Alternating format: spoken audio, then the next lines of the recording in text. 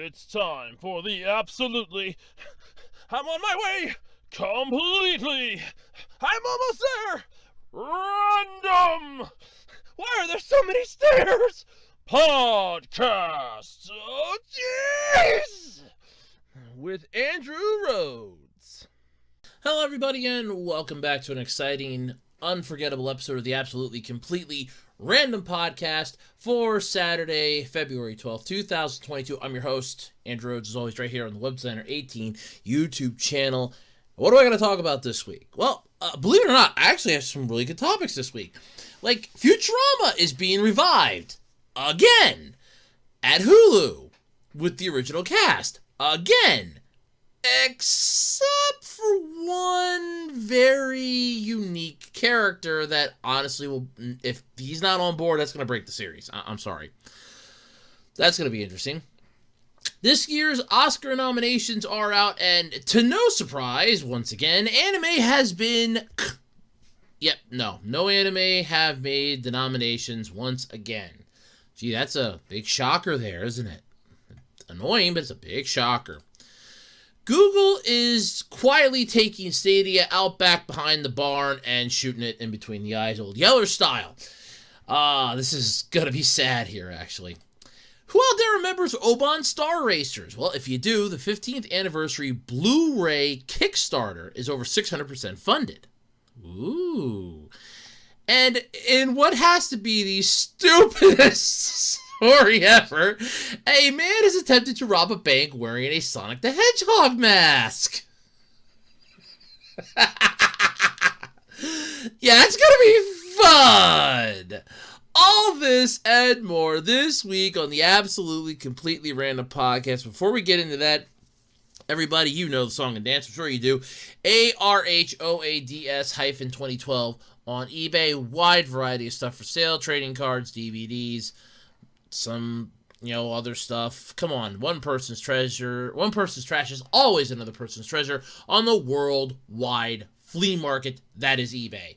I mean, where else could you possibly find a majority of the crap that you didn't know you needed and that you now realize you can't live without? That's right, it's eBay. Not Amazon, but eBay. Because you can make good deals on eBay. You can barter, you can bargain, you can haggle. Oh, it's a fun place to be. And while you're on eBay, come check out me, ARHOADS-2012 on eBay. And don't forget, while you're also out there on the information superhighway, why not swing on over to Twitterville and come check me out at @Otaku That's the @ symbol, capital O-T-A-K-U, capital R-H-O-A-D-S. I'm over on Twitter, usually most of the time. I'm available to shoot the shit. And hey, while you're also there, come on, check out Facebook, because we have an official Web Designer 18 Facebook page you can check out. And hey, don't forget, there's also the whole YouTube thing here. Like, comment, subscribe, and ring that notification bell. We also have a Patreon and Ko-fi page if you'd like to help support the channel. No pressure. I mean, the channel's still going to stay regardless, provided everything keeps working well with the universe. But, consider us when you're out there on the internet and you're bored one day. I mean, well, consider me. I'm a solo act. So consider me when you're out there bored on the internet one day. Maybe I'm around, you can shoot the shit. You never know. I'm always up for talking. I mean, seriously, what do you think I'm doing this YouTube channel? Alright, so this is where we pretty much go about, how'd your week go, Andrew? Okay, it went a little weird. So, I went into work on Monday to help out with a little project we had to be doing, and it wasn't too bad. Look, I guess I can backtrack and go back to last Saturday. So, I talked last Saturday about how when I went to the bank and I set up my account, they gave me this card. And you're supposed to stick it in this machine and let you pull out your money. You can hold it, cuddle it, love it. Well, the ATM by work wouldn't let me do that. Well, I finally found an ATM that would let me do that. That is with the bank, so I don't have to pay a fee. And I was able to do that, and with some of the money that I, got to hold, cuddle, and love, I let a Dollar Tree adopt it. There was a new Dollar Tree that moved in not too far from where I work, and I was like, oh, I'm going to go check it out. I'm going to do a report on it for work. Is this a threat or not? No, it's not. It's nowhere near a threat. I don't even consider it a possible. Hell no. I don't see it lasting like 6 to 18 months, I think, is what I'm giving it. I'm going to be honest, if it does survive longer than that, I will be shocked, because it's in a good position, yeah, but it's got really bad parking, and it feels like a pop-up store. It feels like they got the overflow from all the other Dollar Trees around here. They just got, like, the freaking overflow. And that's what it seemed to be filled with. And I'm like, okay, alrighty. But then, the worst part is that it's no longer a Dollar Tree. I mean, now, to be fair, there is some stuff there that's still $1, but a majority of the store is now $1.25. And it made me think of that joke. If anybody out there has ever seen Looney Tunes, Daffy Duck was Robin Hood. There was a cartoon of it. And Porky Pig was supposed to be Friar Tuck. Or, it was either Friar Tuck or Little Tuck. I think it was Friar Tuck he was supposed to be. But anyway, he's like, okay. Maybe, yeah, I don't know. Maybe it was, I don't know. I'm not familiar with the Robin Hood story. But anyway, Daffy Duck's Robin Hood goes, I'm going to, show you this guy up with my, quarterstaff. But it's actually $1.25 quarterstaff, but he's not going to tell him that. And that's just what made me think of this. Like, well, it's not a dollar store anymore. It's a $1.25 store. It's a $1.25 store. It's not a dollar store. It's a $1.25 store now. And I'm like, okay, and I'm looking at, I got a couple things. I got some food items. And I ended up going to the one that I usually go to. And I was like, man, I thought maybe they were just going to, like, do certain stores that were going to be $1.25. Like, any newer store was going to be $1.25, and the other ones were going to be, like, a regular dollar, yet with, like, a small, this is a $1.25 section. No, they're all $1.25 now, and I'm kind of like, oh, man. Because that, I'm going to safely say this, if they would have went up, a dime or a nickel, that I could have understood, because you're going to make a lot more profit on that. You don't go up a massive increment. You go up a small amount. I would have said like 10 cents. That extra dime will add up massively. You get somebody that goes in there and does their weekly grocery shopping, they're dropping $300-$400. You add an extra 10 cents onto each dollar. That's a huge increase you're getting. It's just one of those, it'll take some time, but that's a huge increase you're getting. Now, $1.25, it's just right 25 cents. That 25 cents is going to be a deal breaker for a lot of people, especially for me, because now every 4 items you're getting, you're paying $5. So instead of getting 4 items for $4, I'm now getting 4 items for $5. I'm paying an extra $1 for the same amount of items. That extra $1 is going to add up. So, like, if your budget's only, like, maybe $30, well, you're not going to be able to get 30 items. You're not going to be able to get 30 items because, no, that's it.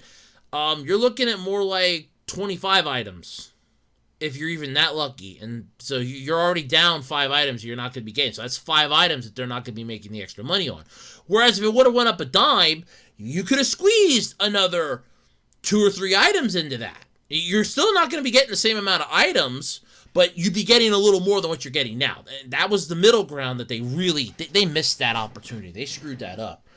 And this is the first time, according to their signs and the one that they have on their site, that they've raised their prices in years. I think it was like 35 years, they said. And this is the first time that they've ever had to raise their prices. So first off, congratulations for that. Second off, I still think you should have kept like some legacy stores. Like, ones that are in areas that this, like, taking it up an extra $0.25, that's going to break them. Because I guarantee you, if you would have left some places that, here's, at a $0.25 extra, you have, like, the newer stores be $1.25, and some of the older ones, the legacy stores, be more of the, like, and by legacy, I mean ones that have been open for at least 5 to 7 years. Because the one that I go to all the time, the one that I love, that would qualify as a legacy store then. So would the other one around me too. Those would both qualify as legacy stores. But the problem is that now you have essentially screwed this up to the point that now you're looking at this and you're like, well, Yep, we're not going to make anything on this now, are we? Nope, you're not going to make anything now. Because that's going to alienate the customers. Granted, okay, they could say, well, I'm still getting a good bargain. I'm desperate. I have no choice. Yeah, everything's going up. I get that. But this is a problem. And that's the deal, unfortunately. It kind of upsets me. It does bug me a bit, but, there's nothing you can do. But that was just all Saturday. I did a nice little report on it. I gave it to my boss at work then on Monday, and she read it. She liked it. The one coworker I work with read it. He liked it. Another coworker I worked with was shown it. She liked it. And it's like, they're like, well, you should be doing college level reports for people. You're really smart. I'm like, oh yeah, great. I mean, it's an idea, but no, I'm not that smart. Apparently I talk like a college professor, apparently, but yeah. But anyway, that was mostly my week. Tuesday was uneventful. Wednesday was just boring as hell. Although I had to pay some bills, so that was fun. Thursday, mediocre at best. Friday, I kind of messed up something on Thursday and was sort of given I'm not mad at you, third degree lecture, but I'm disappointed that you didn't understand me, third degree lecture, via text message, so that was fun. And then we're up to today. So that is how my week has been. Wholeheartedly, it's just been a shit show. But yeah, that's been my week. I'm introducing my mom to Moral Oral. It's one of the few Adult Swim shows from their heyday. This is the point when I think Adult Swim's actually at their best, was during Moral Oral's time, and then it just right down to hell. Right back down. Then it kind of levels off and plummets again. It's just one of those things, but yep. So anyway, let's get into this. We got some good topics to talk about this week. I can't wait. So yeah, it's going to be a lot of fun, folks. All right, so if you've never heard of Futurama, first off, I'm not going to say pull your head out of the sand, because honestly, you might have slept on this series. And in all honesty, I'll explain why you probably did. So, Futurama was a really, really good series created by Matt Groening, the same guy that created The Simpsons. And, what was the other guy's name? David X. Cohen. That's it. Yeah, Cohen. This thing is a cult animated sci-fi comedy. This thing is cult status, for God's sake.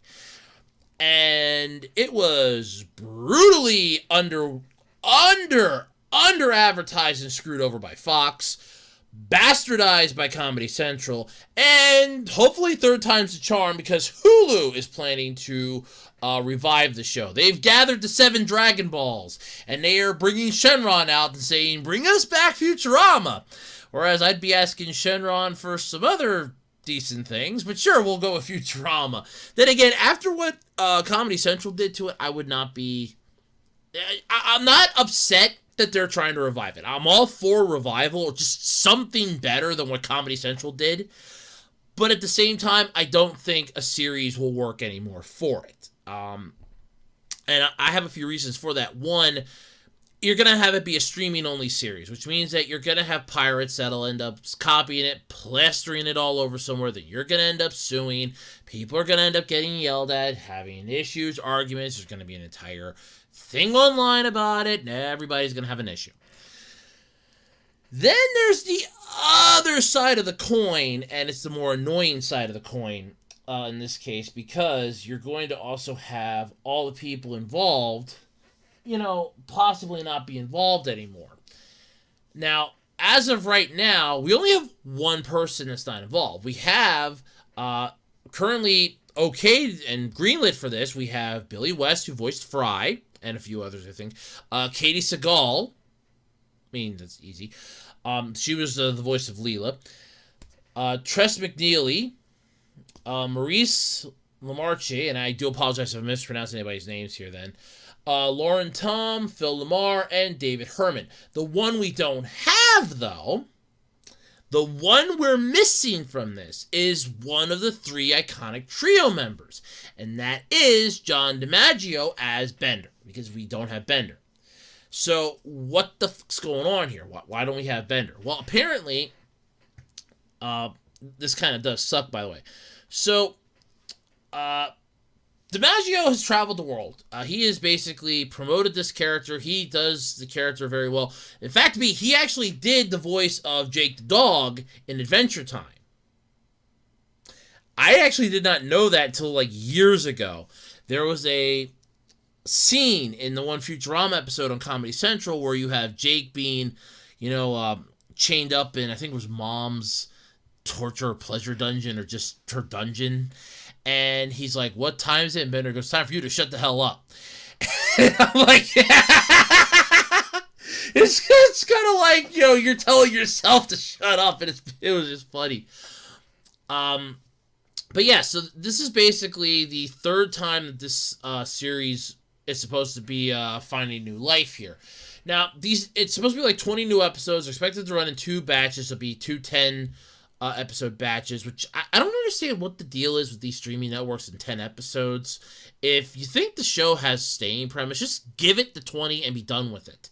Don't Nickelodeon this and say, no, we're only going to do the 10 episodes a season and then screw yourself over somehow. Which obviously could be a massive issue here. But, yeah. Anyway, this is the third time, though, it's been given a new life. Family Guy was another series that had gotten a new life after it was revived by Fox due to what they're calling strong DVD sales. I'd like to think of it as Fox royally fucked up.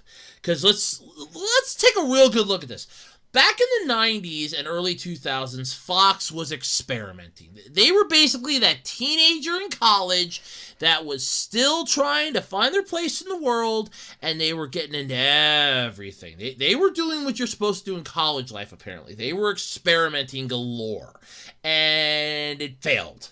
You had Titus, you had that 80s show, and a slew of other things that just bombed and cratered so hard that Fox was like, we need something here. Do we have anything we canceled that the people are pissed about?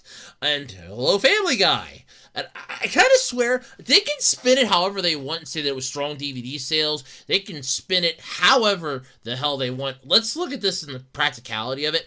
This is how I kind of think happened. They went to Seth MacFarlane and said, "Hey, remember when we told you to go shove it? We were going to cancel your show.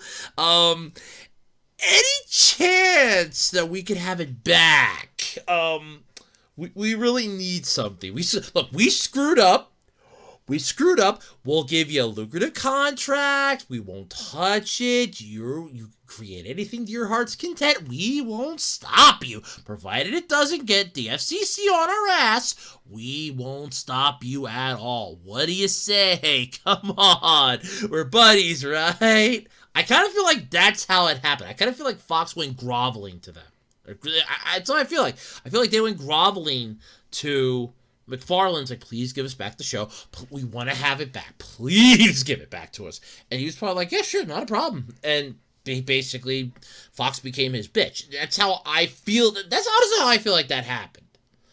And then you have American Dad, which was another series that after Fox got acquired by Disney, when the House of Mouse took over, McFarlane's like, and sent that show over to TBS to kind of save it. And, that's pretty much CBS has that baby now. It's like, hey, no.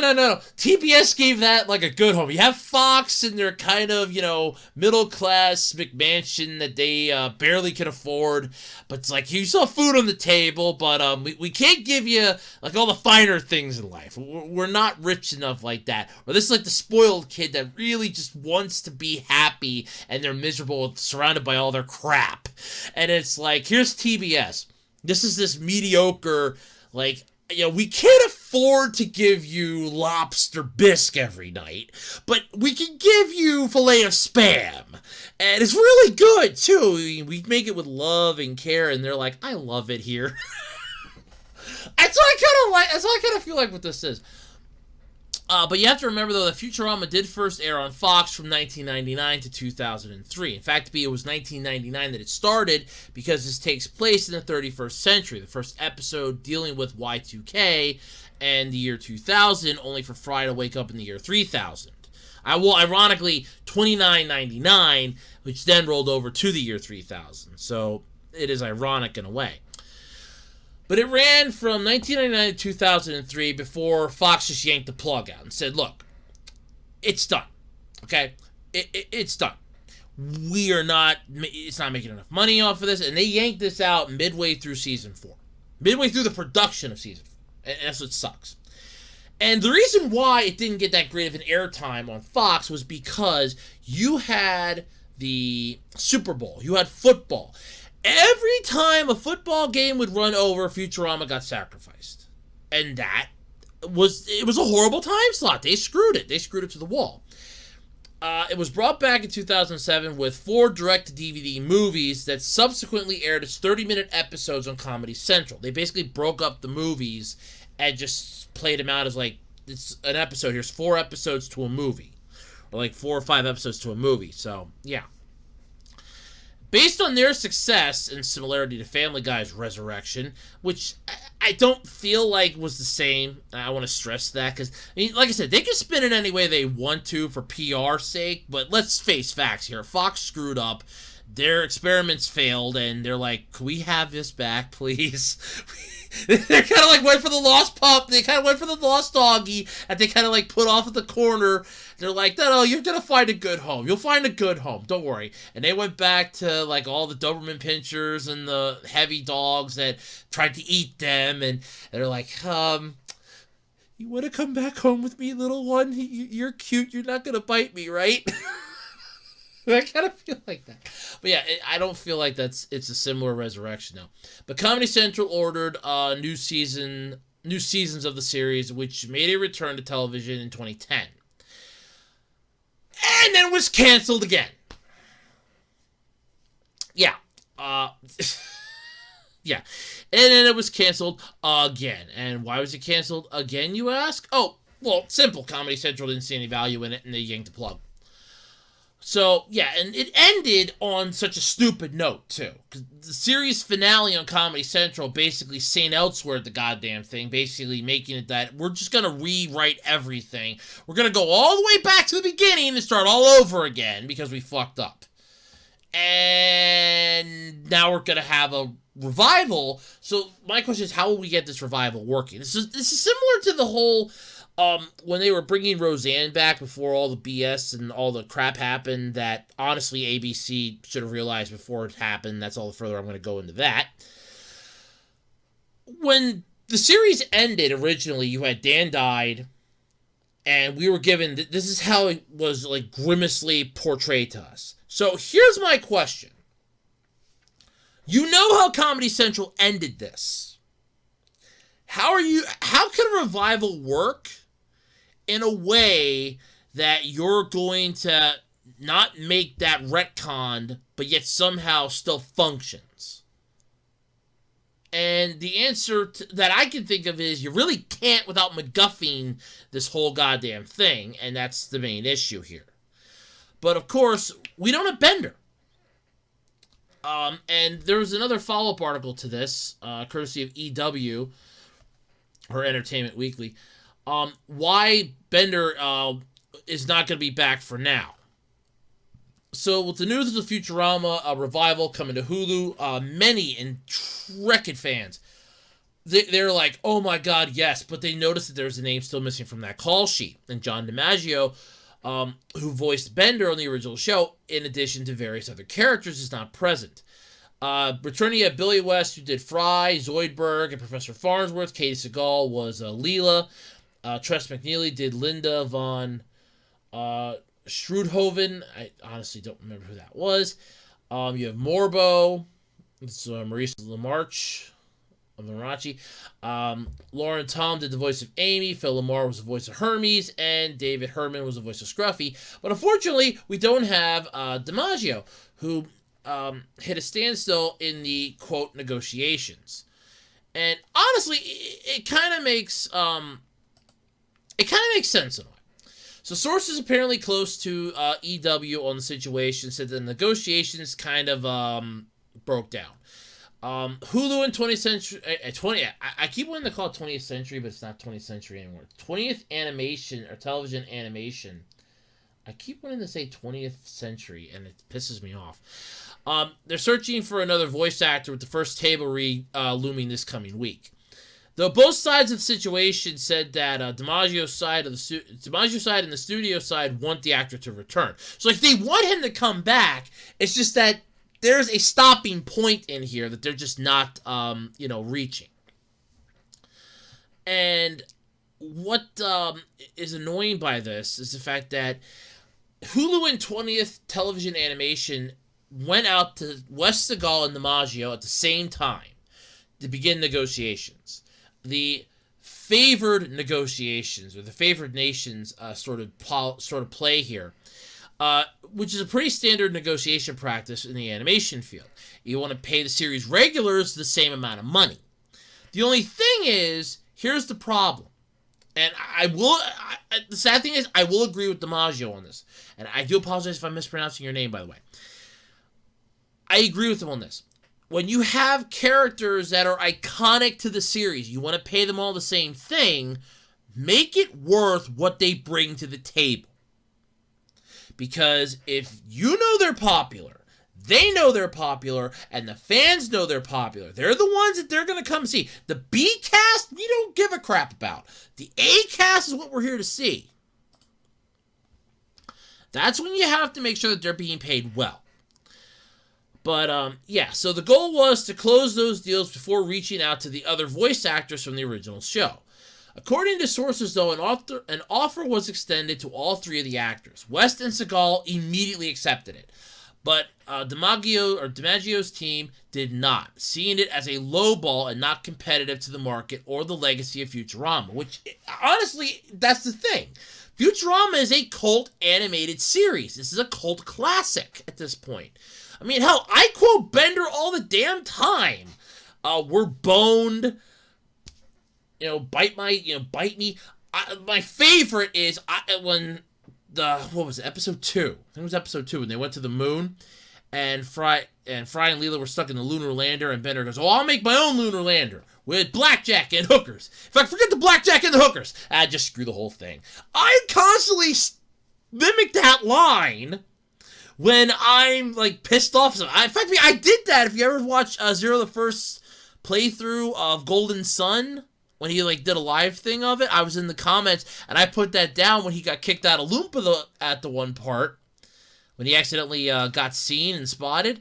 I'm like, well, I'll make my own secret fortress with blackjack and hookers. In fact, forget the blackjack and the hookers. Just screw the whole thing. And I love that line from Bender. There's a lot of them that I love. But it's not going to be the same without it.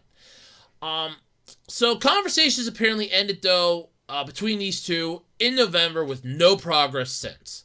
A search for a replacement actor is still ongoing, while the offer for DiMaggio to return remains on the table for the time being. So basically, it's like, look, we'll find somebody else to voice Bender, but we want you back. We want to come back. Well, then come back, but we want a fair price. Well, this is what we're willing to pay you.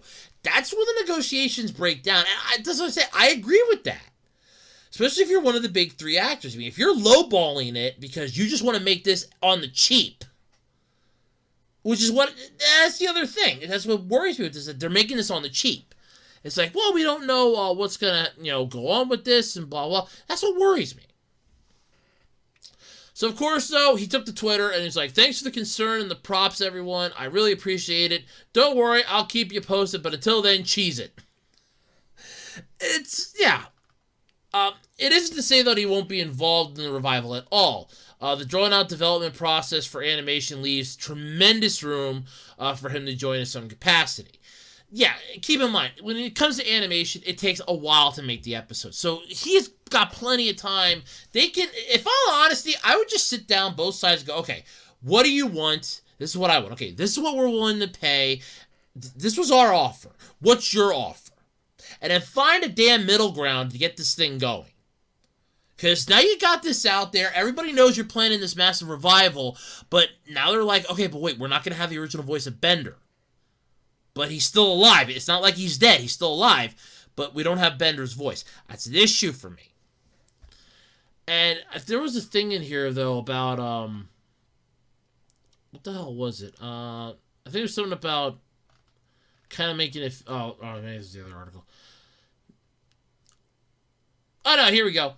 Yeah, here it is. One source suggests, though, that the favored nations process fell apart with West and Seagal taking the offer without consulting DiMaggio. Other sources refute that notion. Now, I kind of feel like they were like, hey, look, yeah, we'll take it, no problem. Yeah, we'll take it, no problem. Because they're probably like, hey, yeah, oh, I'd love to do that again. Yeah, no problem. Yeah, I'd love to, no problem. And also it's like, I don't think that's a fair offer, guys. I mean, because you realize he's been doing voice work after this. Like I said, he was the voice of Jake the Dog in Adventure Time. He's been doing other voice work. So, yeah, he could obviously look at this and go, no, wait a minute. That's not exactly fair. I'm still doing this kind of stuff. That's not exactly a fair offer here. But, yeah, I mean, it makes sense in a way. But hopefully, though, we'll get somewhere. But as far as, and I want to say this, as far as the series is concerned, while I would be all for revival, and I am, I'm all for, like, them to revive this series, I feel like they should just give it a feature-length film and be done with it. I don't feel like the series, like an actual TV series, would work for it anymore, but I kind of feel like more of a, give it a feature-length film. Give it a good feature-length 2-hour-long movie. I mean one that you put in the big screen, or like you prepare it for the big screen, but then you stream it online or something. That's what I'm thinking here for Futurama. Give it a, I mean, The Simpsons got a freaking movie, for God's sake. Bob's Burgers is getting a movie. Give Futurama a full-length feature film. That's how you test the waters with this. Especially if you're making this for like a streaming service now. Just make it a full-length feature film. I mean, the budget's already gonna be like kind of weak as it is. Just take what you had for the 20 episodes and make it one big-ass movie. Because I don't see how you're gonna revive the series again with how Comedy Central ended it. Because if you're trying to keep continuity, because they kept continuity between when Fox ended it, when Fox ended it at the end of season 4. Okay? That was the end of the Fox era. Then you had the 4 movies. And those tied in, and then went right into the Comedy Central series. But now if you're going with that in canon, now you're screwed because Comedy Central ended it by having it loop back around. So unless you're going to break that loop, which is then retconning everything, then you have an issue. Whereas, look, we're just going to make a standalone movie, you don't have that much of an issue then. It makes things a lot easier to understand. But then again, that's just my interpretation. But I'm looking forward to it. I'm excited it's going to get a revival. I wish it wouldn't be on Hulu. But I'm happy it's getting a revival. At least it needs something. It needs some love after what Comedy Central did to it. Comedy Central bastardized it. Fox just abandoned it. Comedy Central bastardized it. Somebody needs to love this show, damn it. They need to love this series like everybody else does. Because, yeah, like I said, Fox abandoned it, and Comedy Central just bastardized it. So, for it to get some love, for me, I appreciate it. I really do. Alright, so if you would have told me that the Oscar nominations came out and that an anime movie made a nomination, I would have said, oh my god, it's gonna snow. Hell has frozen over. The devil's giving free sleigh rides. Let's go get some sleigh rides. It's the end of days, people. Nerds are getting laid left and right. Everything's perfect. But that sadly didn't happen. I had to. This year's Oscar nominations have once again neglected anime. Why, I ask you? Well, the majority of the people, I think, don't consider it an actual film, an actual, art form. They consider it, because you have to remember, a lot of people still think of anime as porn. And that still pisses me off. It really does. That grinds my gears. And I actually found out that real life Peter Griffin still does videos yet. I honestly thought, I told my mom that yesterday. I thought he was dead. I honestly did. I thought he died. Oh my god, he's still alive. And he was doing videos like, oh, Jesus Christ. I was amazed at that. But if you were hoping to see the Belle movie or one of the many other recent anime features on the list of nominations for the 94th Academy Awards, yeah, it wasn't happening. It's almost like everybody that used to go to the Nintendo conferences at E3 expecting to hear them say, we're releasing Mother 3. No, it's not happening. God damn it. Every year they'd be disappointed. Every year we're disappointed. Yeah, so there you go. It was a letdown. The Academy officially unveiled the list of nominations, and there isn't a bit of anime to be found in the Best Animated Feature Film category or elsewhere. Of course, because, again, like I said, most people, you say, what do you think about anime? They go, oh, porn. No, it's not porn. God, it's not porn. The Animated Feature Film category nominations went to Encanto, Flea, Luca, The Mitchells vs. the Machines, and Raya and the Last Dragon. The sad part is, I get all of that. Encanto basically has been going gangbusters. So did Luca. The Mitchells vs. the Machines went nuts, and so did Raya and the Last Dragon. I never heard of Flea though. That one's weird to me. I had no idea what that one is. But the other ones, yeah, those make sense because they've been going freaking gangbuster, buku, batshit crazy at the box office. So I understand that. I mean, they were making money hand over fist. But anime films that were eligible but did not receive nominations include Belle, Fortune Favors Lady, Nikuko, Josie, The Tiger and the Fish, The Laws of the Universe, The Age of Elohim, Pompo, The Cinephile, and Popule the Chimney Town. Or Popule of Chimney Town, sorry. And, okay, well, Belle, like I said, I literally see a trailer for that on YouTube. And I'm like, oh my god, this looks great! What the hell? Where'd this come from? And it is coming, like, you're getting to see it, like, the next day. It's gonna be out in like, theaters. And I'm like, well, that's great! I'm not driving, I would have to drive, like, I think, 50 miles to go see it. And I'm like, yeah, I'm not gonna drive 50 miles to go to a movie! And I'm not even going to the movies anymore! I'm sure as hell not gonna drive 50 miles to go see a fucking movie! That ain't happening. I'll wait till it comes out on DVD. I'll wait till I have a chance to just get a disc of it, bring it home, pop it in a player, and do it that route. That's what I'll fucking do. That's what I did with Ponyo. Because I remember when Ponyo came out, I told my mom, I'm getting this come hell or high water, because it was supposed to snow that day. I said, I'll walk in the snow and walk up there and wait outside the Best Buy. I don't care. I'll walk in the damn snow. I was determined to get this come hell or high water. But while it may not come as too much of a surprise, though, given the history of the awards, there is a Japanese live-action film in the running for a number of major categories. In addition to Best Picture nomination, Drive My Car, which is based on a short story by author Haruki Murakami, is up for Best International Feature and Best Adapted Screenplay. But yet, anime is completely ignored once again. Well, it's not really a surprise. Like I said, when you ask somebody, what are your thoughts on anime, they instantly think it's porn. And it's not porn! There's an entire category. It's called hentai. That's porn.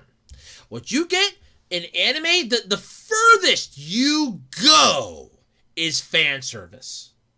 And guess what? You can get fan service watching television. And it's still not porn.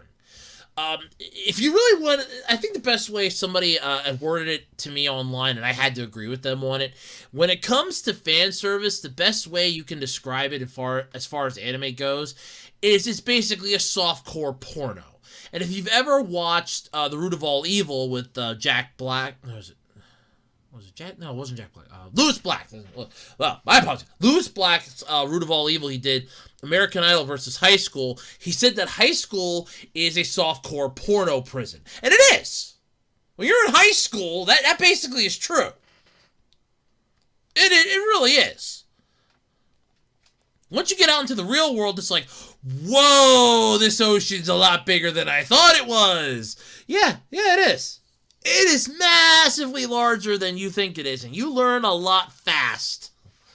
But that small little pond you're in, oh yeah, that small little pond ain't nothing. Wait till you get out here to the big pond. Yeah, the big pond's where it's at. But yeah, it's no big surprise. I mean, they don't like anime. They're not a fan of anime at the Academy Awards. They have issues there. Don't forget, there's like controversy after controversy like every freaking year, so it makes sense in a way.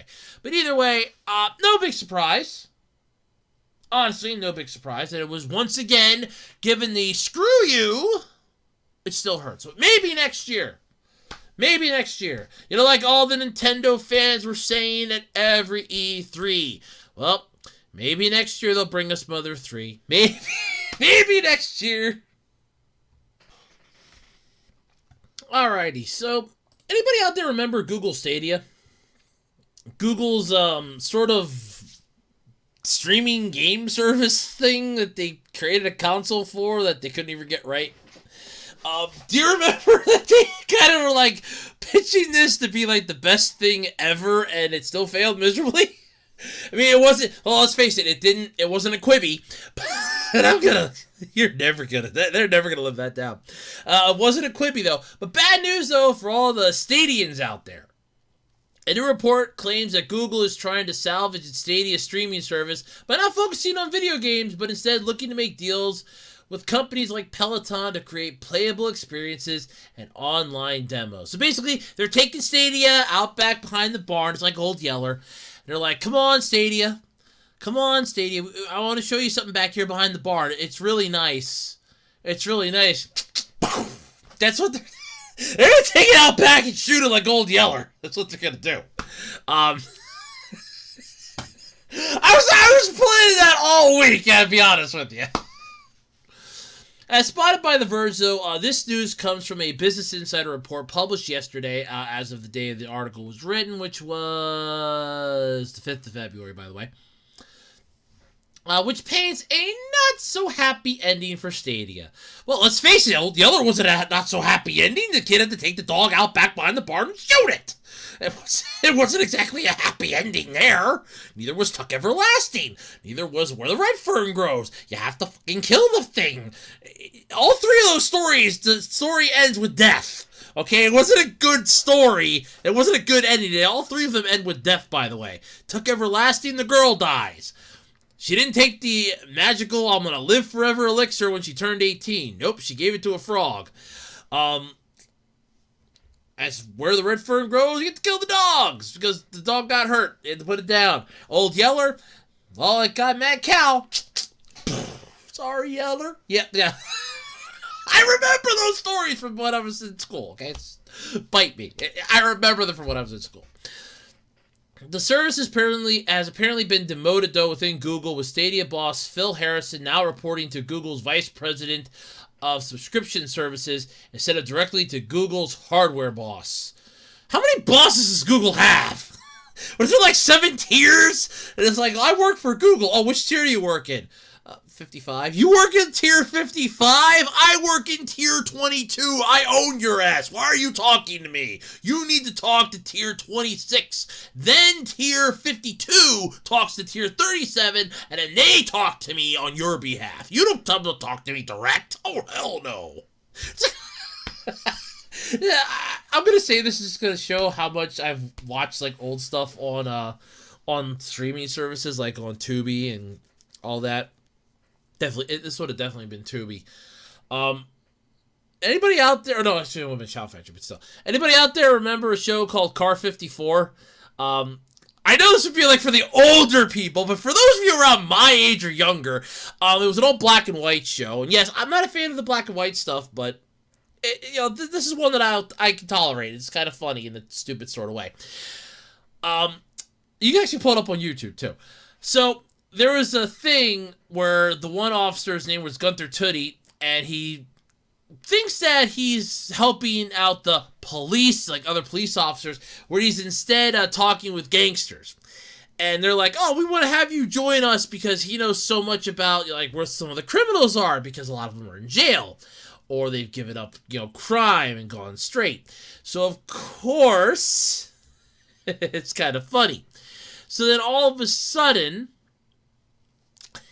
it's like he talks to the one mob boss direct.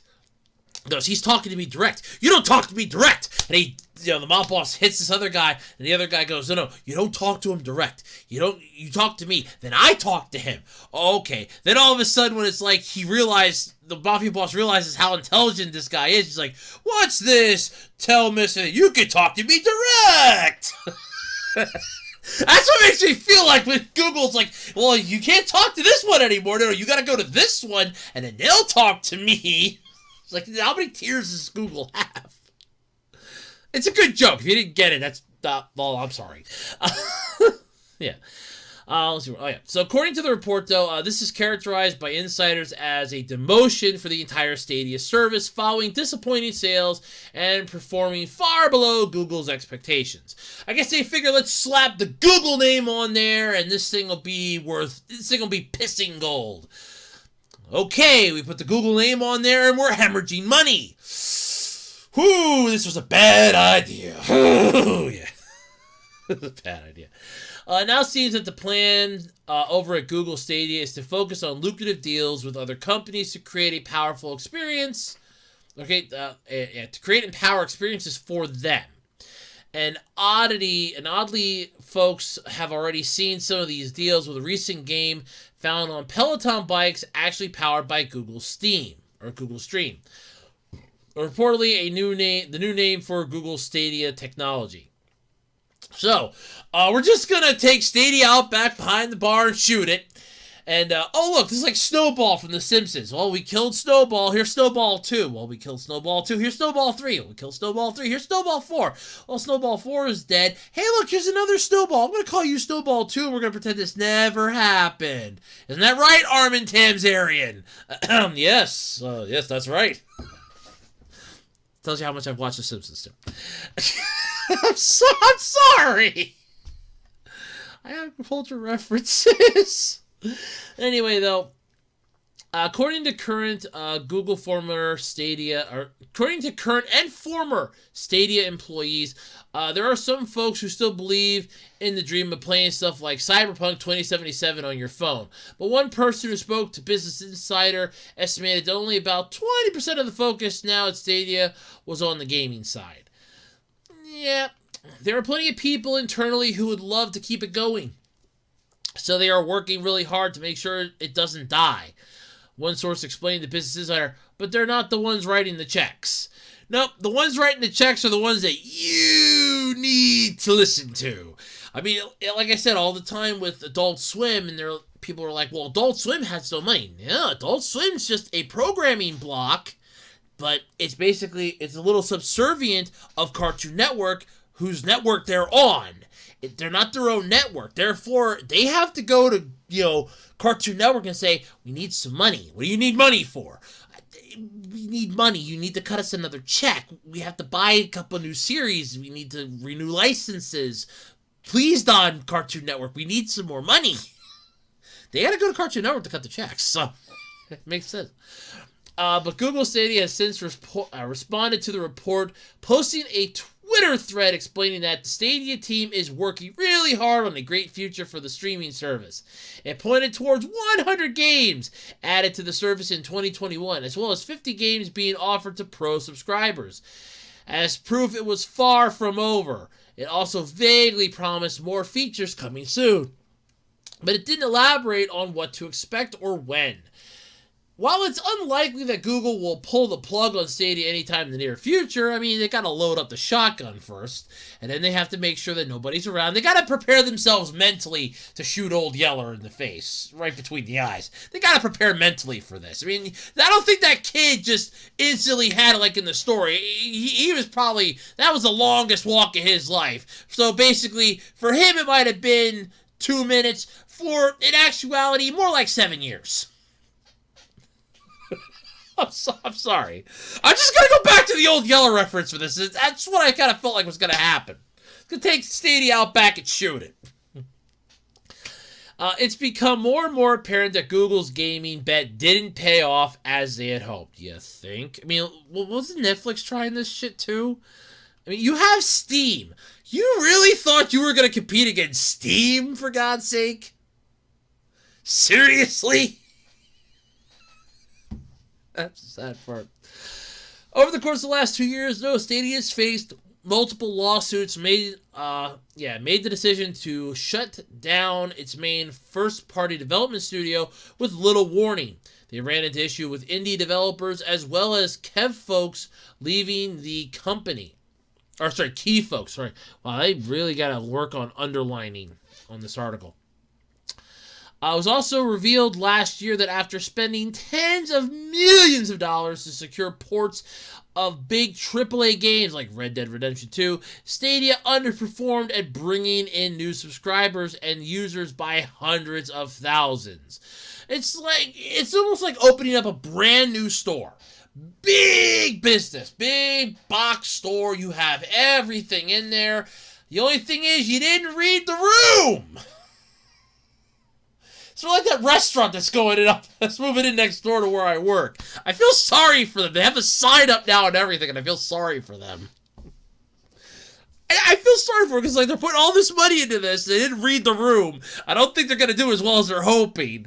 I mean, they'll do well for maybe a month or two, but then the newness is going to wear off, if even that, and then all of a sudden it's going to be like, oh, there you go. Oh, wow. It's just...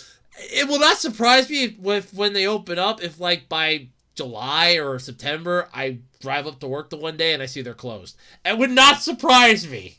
And I'd be like, I'm driving up there and I see, we're closed, not reopening. And I'll be like, yep, I saw that coming. But, yeah. So Google's switching Stadia to a more commercial-focused product, one which is integrated into different experiences and demos for other companies is probably a smart idea and a way to salvage all the tech and resource poured into the service. Maybe. However, you'd recommend not buying any games on Stadia as that particular Google service now seems more destined for the graveyard than ever before. We are here today to mourn the loss of Google Stadia, a mediocre game service, as it tried its best to do what every other thing, blah, blah, blah. There's food over there on the table, folks. Let's just wrap this up. Lower the casket. We're done. I did the short version. There's some cold cuts over there I want my hands on. I'm sorry. That's what it feels like. Just take Gold Yeller out back behind the shed and shoot it. It has no chance. It had no chance in hell. It really didn't. All right, so I remember this unique series. I don't think it's quite anime, but at the same time, it's one of those that's anime-inspired. Because I don't think it can be technically called an anime, but it's anime-inspired. And I loved this show for the weird uniqueness that it had. And it was called Oban Star-Racers. Now, this is the thing. I couldn't remember if this actually aired on Toon Disney, or if this was when Toon Disney was doing the Jetix thing. See, I don't remember. I remember somebody was like, it was a programming block. That's what they call Jetix. But I kind of remember, it just being Jetix. Toon Disney wasn't Toon Disney. It was Jetix. And I remember Jetix. I loved that. Little mascot for it and everything. That was great. They had a lot of good stuff on there. Well, if you're a fan of Oban Star-Racers and you're kind of, man, what's happened to the show? Well, good news. Apparently, its 15th anniversary Blu-ray Kickstarter is over 600% funded. Hot damn. I wonder if the Kickstarter is still going yet. Because keep in mind, the article that I have here is from the 8th, so I wonder if it's still going yet. Are you still going? Are you blah, blah, blah, blah, blah, blah, blah, blah, blah, blah, blah. How do we... Let's see here. Okay, they still have 24 days left on it as of this recording. And they have over, holy Jesus, $239,754. Holy crap, of a $34,052 goal. Well, there you go, folks. 2014 backers on a Kickstarter campaign, bringing in over $250,000. Jesus Christ, here we go. All right, you get pledge without a reward. Yeah, okay, my ass. Back it because you believe it. Support the project for no reward just because it speaks to you. Uh-huh. Yeah, okay. Or you do a... So there's other things here. So I'll get into that in a second. So February 1st saw the launch of a Kickstarter campaign that aims to fund a 15th anniversary Blu-ray release of Oban Star-Racers, a Franco-Japanese collaboration featuring songs by Yoko Kanno and music by Taku Iwasaki. 15 years after its airing on NHK BS in Japan and Toon Disney and ABC Family in the US, among other stations, I still swear that Toon Disney turned into Jetix, and then it turned into something. And it turned into something else. I don't remember just being a programming block. Maybe it was, and they just bundled it that well that subliminally I thought that's what the entire network was. Maybe that was just on me. Maybe that was just on me. I don't know. But, yeah. Anyway.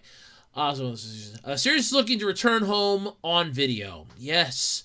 And the campaign are managed to get completely funded within about an hour of launching. So, let's just launch this. Wing! Holy hell! We got it! Jesus Christ, we're in the money, folks! Yeah! The most recent of which they had stretch goals were reached.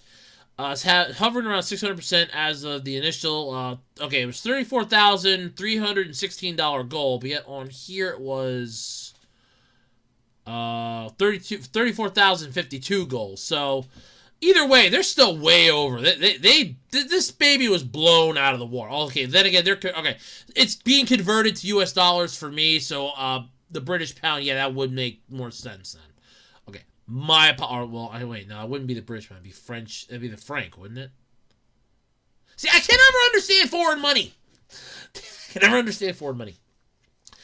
Well, I understand yen to a point, and yuan to a point, but not everything. I'm learning, damn it, I'm learning. But one of the many benefits of the campaign is that it will encourage the creative team, including creator, writer, director Sayan Yetman, the artistic director, head character designer, co-director Thomas Roman, and background and mech designer, what was that? Stenilis Brunette? I do apologize for mispronouncing your names. Believe me, I do apologize if I am mispronouncing any names today. To continue developing future Oban-related projects. Yeah, I would like a game, like a racing game. Oban Star-Racers, like a mobile game. That would be pretty cool. Can you guys work on that? Can you work on that? I mean, that'd be really cool. But let's check out the anniversary. By the way, you can actually pull that up. You can pull up the Kickstarter by actually just clicking the Kickstarter campaign. It's this nice, what looks to be red-lettered wording in the article. So, yay. All right, so the campaign is let's release this unique anime series, which I don't think it was anime. I don't think it technically qualifies as anime, though. On Blu-ray in its original HD format and encourage the development of new Oban projects. Well, if you reach this much money, I would like to encourage the possibility of you making an Oban Star-Racers mobile game. Put ads in it and constantly get more attention. Customize your, racer, race against, characters from the actual series. That'd be really cool. Yeah. So this is an all or nothing, though. The project will be funded if it reaches its goal by Tuesday, March 8th, 2022 at 8:03 a.m. Eastern Standard Time. Yay! So there's a lot here. There's a lot of comments. I'm not going to read those. There's some updates, some FAQ, the campaign itself. So, yeah.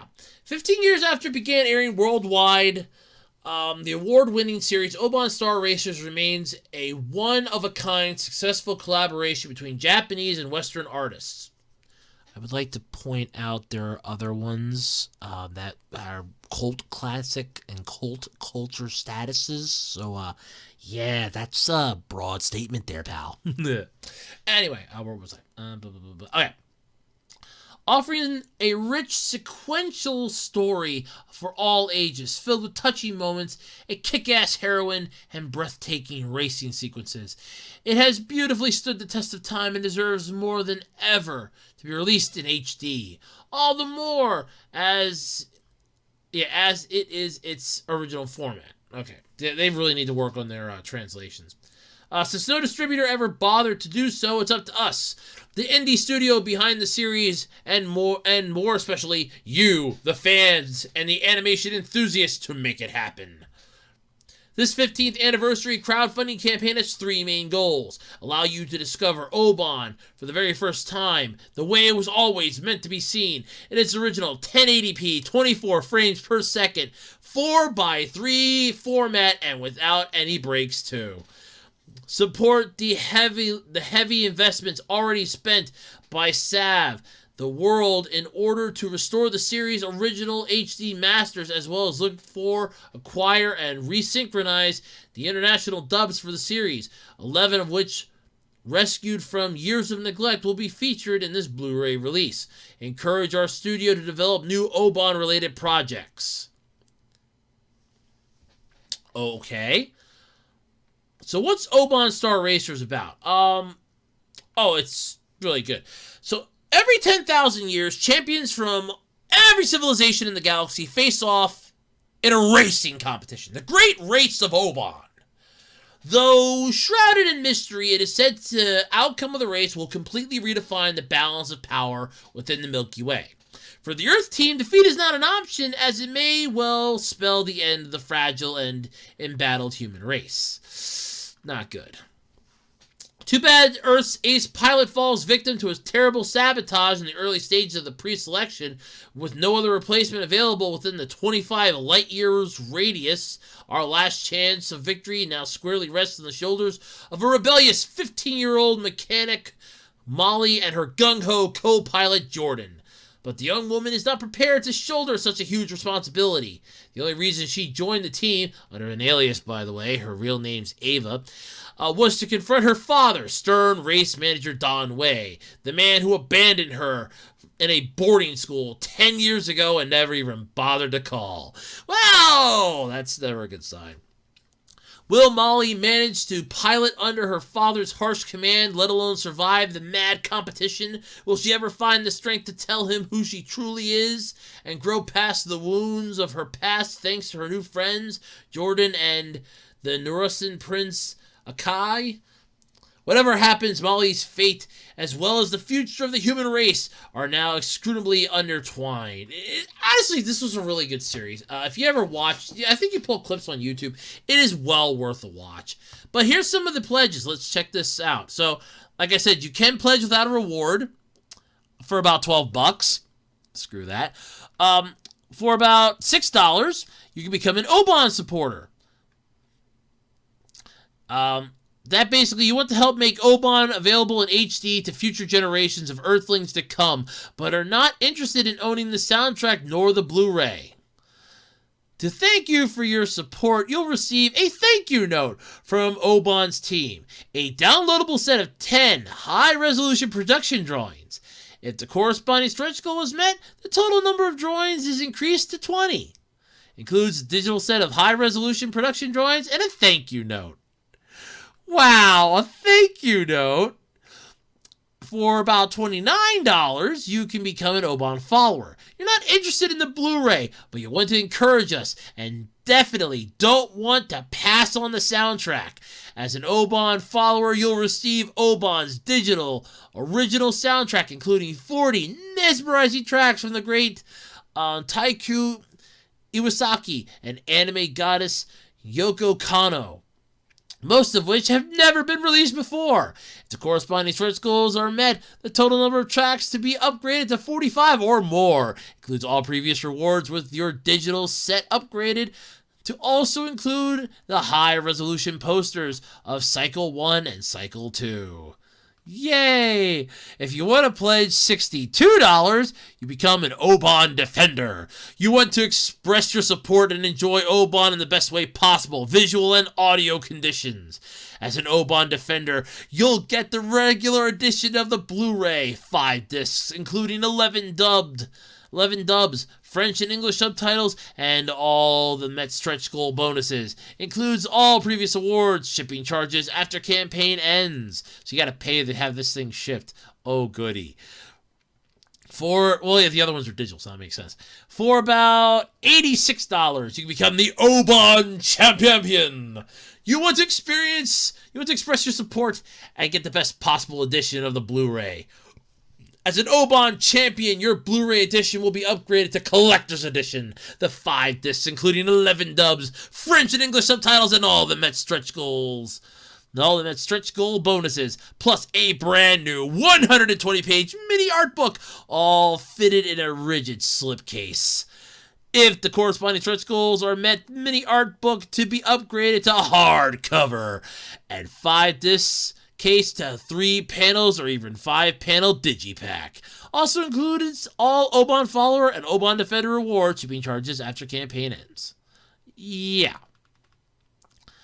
Of course, though, if you feel really adventurous, you want to give $103, you can become the Explorer of Oban. You're a big fan of the series, really eager to support us, and we understand the creative process behind the production of the series. As an Explorer of Oban, you'll receive the following: the PDFs of the never-released scripts of episodes 1 and 11 in both French and English, the PDF of the never-released storyboard of episode 17 in Japanese with a separate English translation, an exclusive 15th anniversary sticker to display your ties to Oban wherever you like. All previous rewards included if the corresponding stretch goals are met. Total number of scripts upgraded to 4, and the total number of storyboards upgraded to 2. Shipping charges will apply after the campaign ends. And if you really feel adventurous, just a lot, please tell me this. Oh god, there's like 2 more. If you feel really more adventurous, you want to become an adventurer of Oban, right? Yeah, don't worry about it. You've been waiting for this Blu-ray for a long time and want to make your support even more memorable. As an adventurer of Oban, you'll receive exclusive collectible Molly music player. Seriously? You got a pin, 3 enamel colors, a black nickel finish, and butterfly clutch. This super cute design that also commemorates the 20th anniversary of Oban's pilot firm's Oban Star-Racer. And it's a perfect way to manifest your membership to the mystical Oban fan community. As well as all the previous above rewards, shipping charges apply. You get to be the hero of Oban. Okay? The Hero of Oban is the next one for $146. You're a big fan of the series who's been waiting for this release for ages, and you want to make it really unique. As the Hero of Oban, you'll receive Oban Star-Racers highly collectible 15th anniversary medal. Ooh, with its case! That's impressive. Your collectible edition will be upgraded to limited number edition. All previous rewards included. Shipping charges may apply for $146. Sorry, no, $148. And finally, all gone. This comes out to be like $126. So that's okay. I guess these are ones that are no longer available. Yeah. Okay. So yeah. So then you have like awards that are no longer available. So I shouldn't really go through those, but. Okay, all right. No, I got to do this one here. So there was a reward that's no longer available because it was already taken by 8 backers. Oh, yeah. Oh, my God. Yeah. Okay. No. Screw that one. This one here, the Grand Protector of Oban number 1 for $6,829. First off, I want to know where these people are getting all this money. The Grand Protectors of Oban are super fans with enough financial means to give a significant push to the campaign as well as treat themselves in the process. The GPO number 1 even more so than the rest. GPO number 1 will have his name credited as a GPO in the first position on the Blu-ray's thank you list. GPO number 1 will have lunch in Paris in a 3-star restaurant. Woo! 3-star restaurant! Holy shit! 3-star restaurant with Sylvan Yitman Ethel, during which Oban's creator will answer all questions on Oban and discuss the sequel projects he's currently developing. Travel and accommodations not included. So I gotta say, so they gotta pay to get there. Whoa, they better live close by. Oh God. Like other GPOs, GPO 1 will receive the rarest of all Molly figures, the Gray production model in its original white box, signed by Oban's creator. Last but not least, GPO number 1 will receive all the animation drawings of a full shot from Oban's opening in their original production folder. All the usual lower tier rewards available, including free delivery worldwide like all GPOs. Yeah, this is just insanity. I always love these. I really do. I always love like the goals and here, you back our project. Here's what we're gonna give you for backing us. I just freaking love that.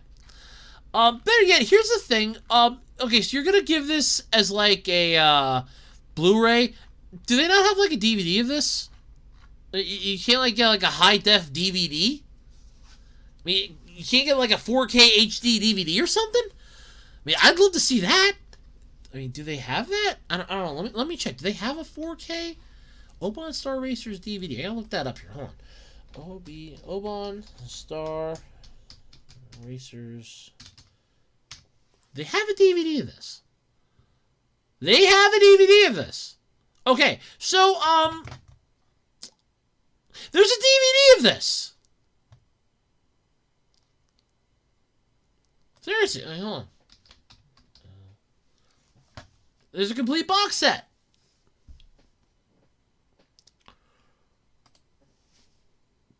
There's a complete box set. They have Volume 1, Volume 2. Huh. Is there like not a complete... I thought there was a complete box set. Where the hell? Oh no, I guess they don't have a complete box set. Huh. Here we... Oh, okay, well there already is a Blu-ray though. There already is a Blu-ray. Blu-ray.com. Oh, it's a pre-order. Okay. When was that getting released? Okay, it doesn't really say. Huh. That's interesting. Whatever. I mean, as I say, if this thing's like a high-def DVD or something, like they have the complete series on high-def DVD, why not just get the high-def DVD then? You'd save yourself the,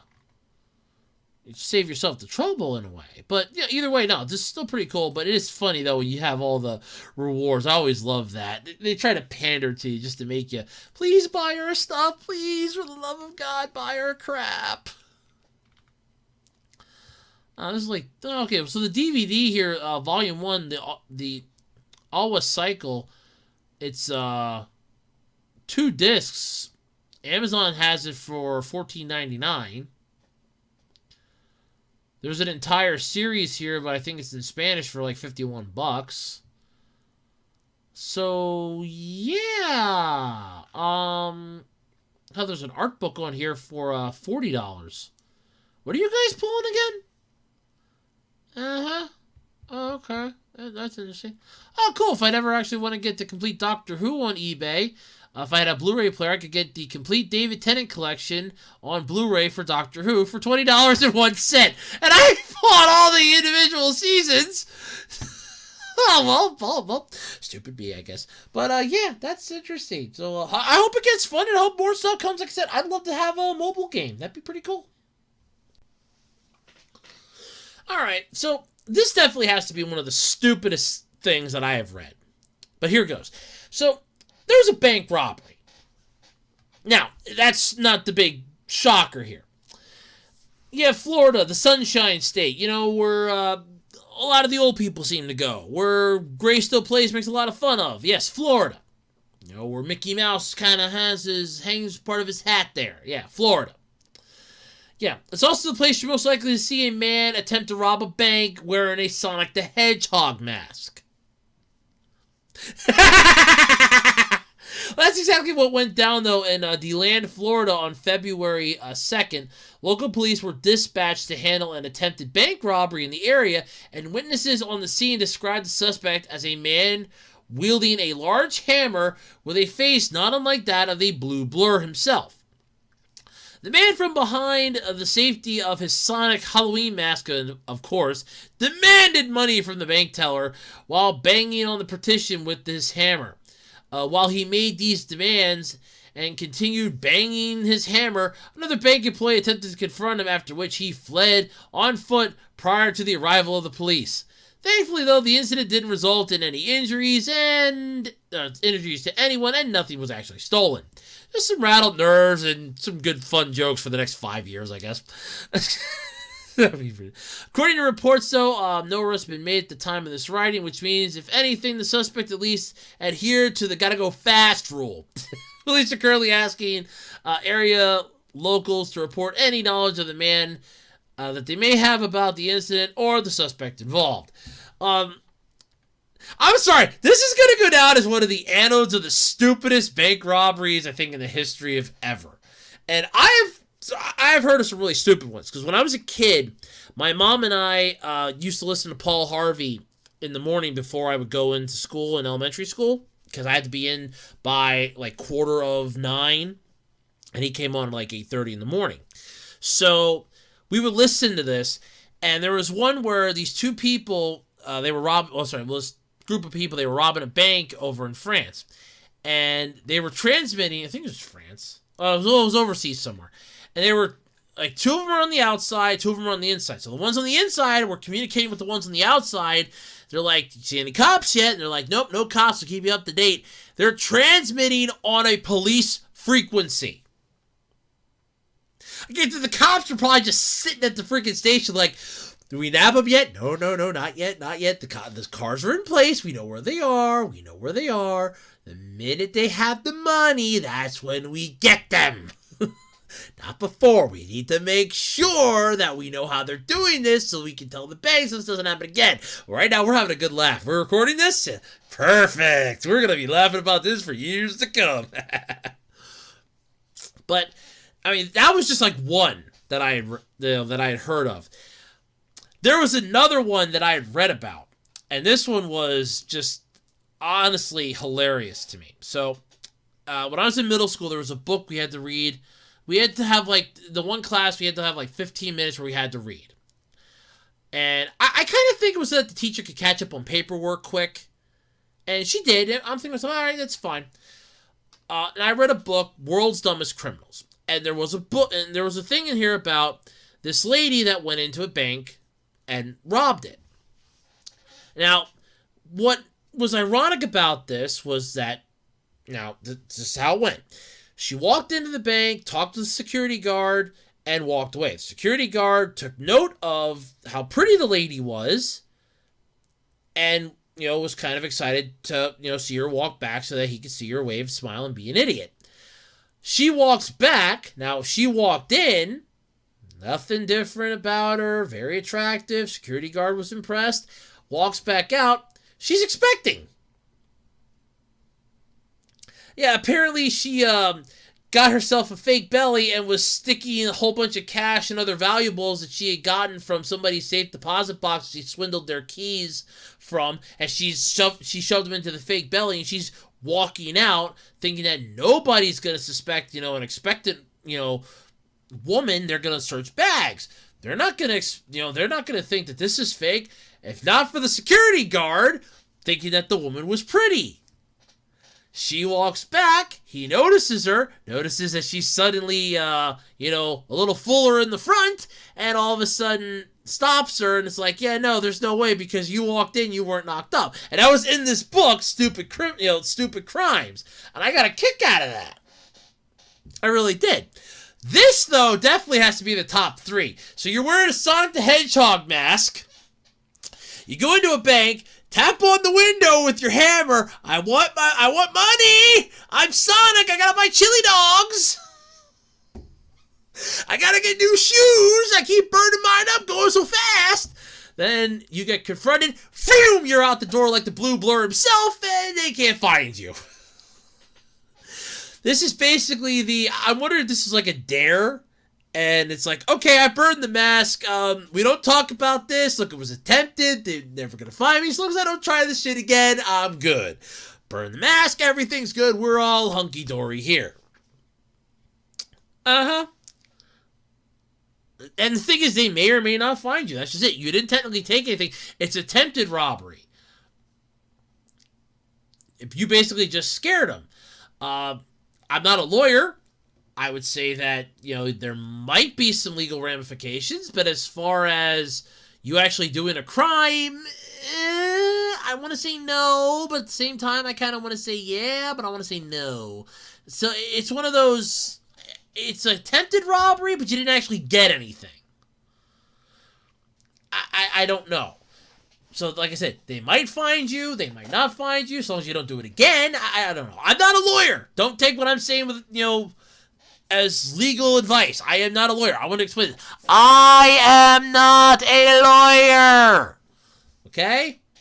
Personally, I would just say turn yourself in just so that they can say, okay, look, we caught you. Just so that they can say, like, okay, look, we caught Sonic. We caught Sonic. We caught you. We caught Sonic the Hedgehog. They'll probably just, like, it'd probably be like a misdemeanor. I don't even know.